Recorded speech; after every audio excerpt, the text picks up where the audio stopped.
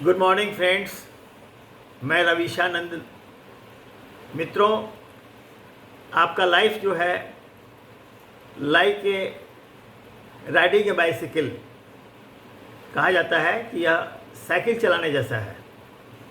You will fail when you stop pedalling. जब आप pedal चलाना छोड़ देते हैं या कहें कि अब शरीर से मेहनत करना या सोचना बंद कर देते हैं, आपके दिमाग में आ जाता है कि अब तो मेरा उम्र हो गया, अब मैं बीमार हूँ, अब मैं अस्वस्थ हूँ, अब मुझसे ये काम नहीं होगा, आप ढील देते हैं तो आपका जीवन जो है समझिए कि स्टॉप की तरफ बढ़ता है। इसलिए अपने आप को अपने दिमाग से भी, मन से भी, विचार से भी हमेशा जागृत रखें और कॉशियस रहें। उत्साह अपना मत खोएं, नहीं खोएं। उत्साह जो है अंतरात्मा में आपकी बैठी हुई ऐसी चीज़ है जो आपको हमेशा जीवन जीने की प्रेरणा देती है।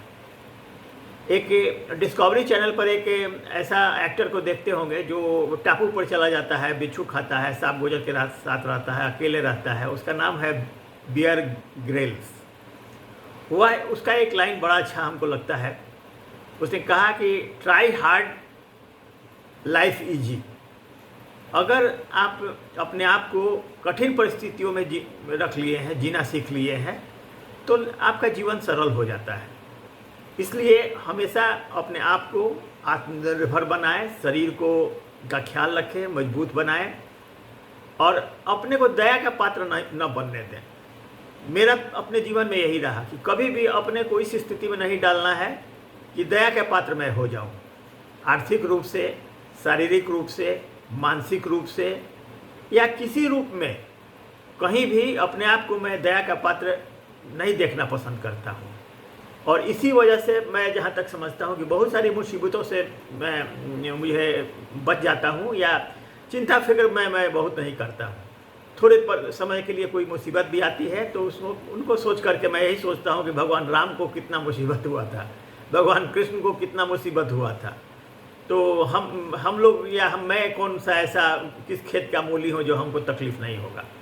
जैसे ही मैं ये बात सोचता हूँ तो मेरा दुख तकलीफ़ या कोई तंगी या कोई परेशानी बिल्कुल तिरोहित हो जाती है। इसलिए मैं खुश रहता हूँ, किसी भी परिस्थिति में रहूँ मैं खुश रहता हूँ। और बहुत सारी बातों को या तो किसी से डिफरेंसेज हो जाए, अपने परिवार में, बाल बच्चे में, पत्नी से, समाज में किसी से, पड़ोसी से या कहीं भी अगर डिफरेंसेज होता है तो मैं उसको सॉर्ट आउट जल्दी कर लेता हूँ। ये सब बातें क्यों कह रहा हूँ? इसलिए कह रहा हूँ कि ये सीखने की बातें होती हैं। एक ज़िंदगी बहुत छोटी है आपकी, हमारी, तो हम दूसरे का अनुभव से भी सीखते हैं। हाँ, सीखना भी चाहिए। जो दूसरे का अनुभव से सीखते हैं वही आगे बढ़ते हैं, खुश रह पाते हैं।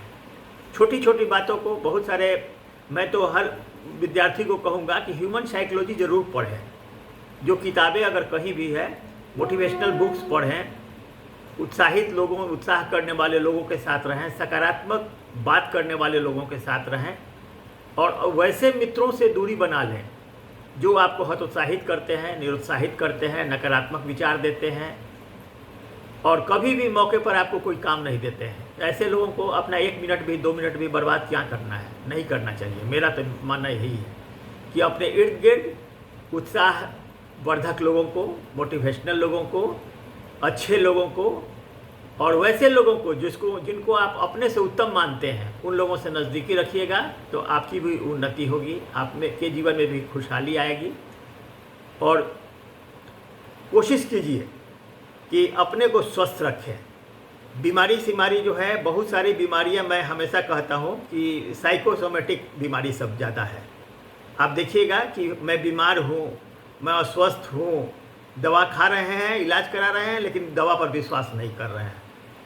मेरा तो अनुभव है कि 30 to 40% आपकी दवा जो है तभी काम करती है जब आप उस पर विश्वास करते हैं। यदि आप विश्वास नहीं करते हैं दवा पर, डॉक्टर पर, तो आपको दवा का असर भी कम हो जाएगा।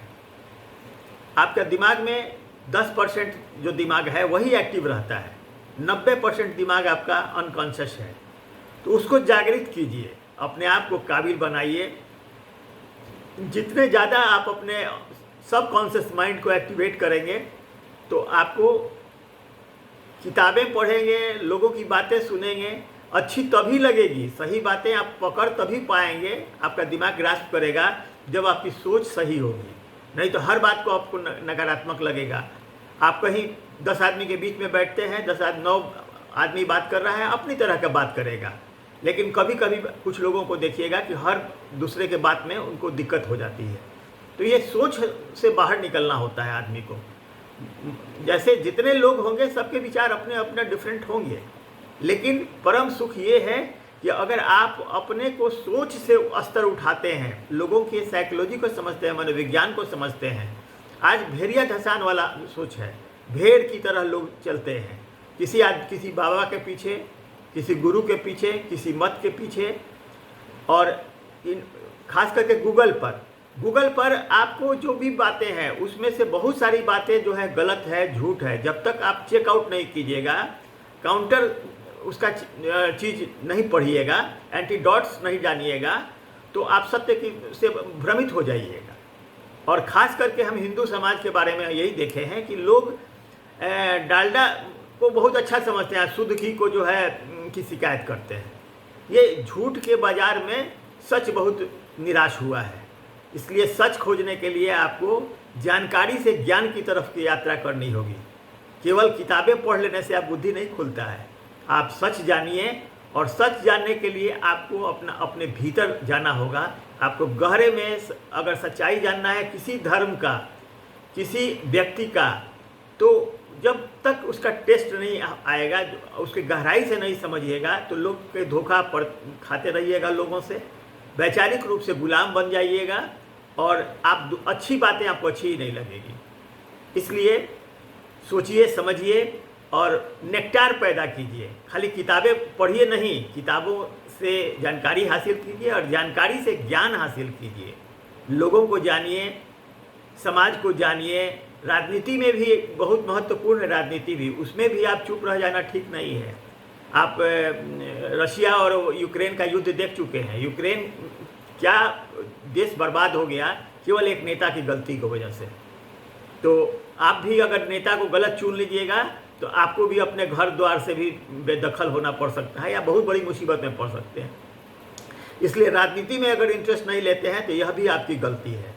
सही नेतृत्व को के हाथों में देश को देना, राज्य को देना आपकी बिल्कुल नैतिक जिम्मेवारी है। नहीं दीजिएगा तो आप असुरक्षित हो जा सकते हैं, आपका परिवार असुरक्षित हो सकता है, आपकी बेटियां असुरक्षित हो जा सकती हैं। इसलिए मित्रों, जहां रहिए कॉशियस रहिए, जागृत रहिए और खुश रहिए। दूसरे को, लोगों को खुश रहने की कोशिश कीजिए। आज का दिन इन्हीं शब्दों के साथ मैं ख़त्म करता हूँ, और कल मैं पुनः उपस्थित होऊंगा। सभी बड़ों को मेरा प्रणाम है और सभी छोटों को बहुत बहुत आशीष।